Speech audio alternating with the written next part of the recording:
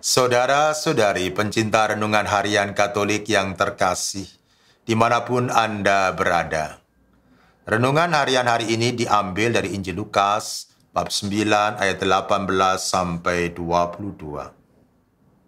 Saudara-saudariku yang dikasihi Tuhan, pengenalan seseorang akan orang lain itu amat ditentukan oleh kedekatan relasi seseorang dengan orang lain.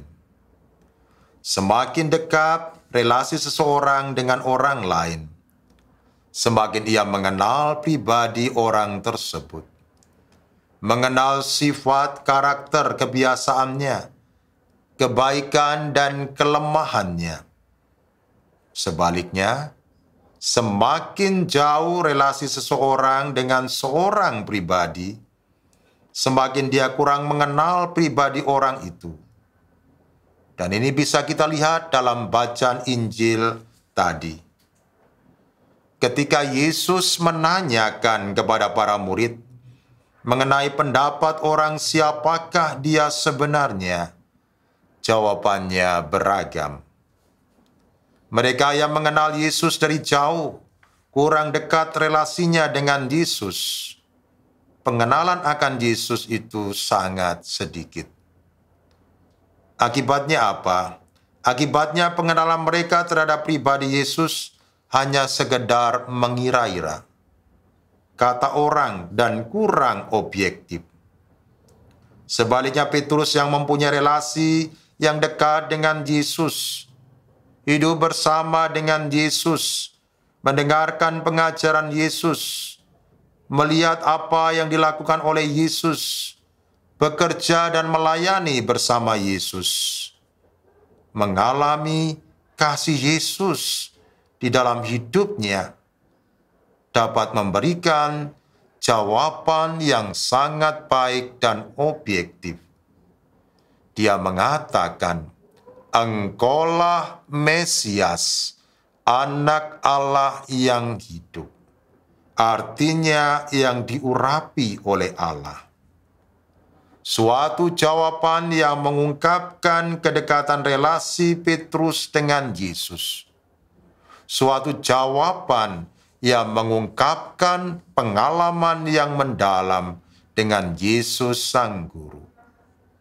Saudara-saudariku yang terkasih di dalam Kristus, seperti Santo Petrus, kita pun diharapkan mempunyai relasi yang dekat, yang akrab dan mendalam dengan Yesus. Relasi yang dekat dan akrab dengan Yesus dapat kita jalin bila kita setiap saat dan setiap waktu berkomunikasi dengan Yesus. Mengungkapkan isi hati kita kepadanya, mendengarkan sabdanya, dan mohon kekuatan darinya, baik itu di dalam doa, ekaristi, maupun di dalam pembacaan kitab suci.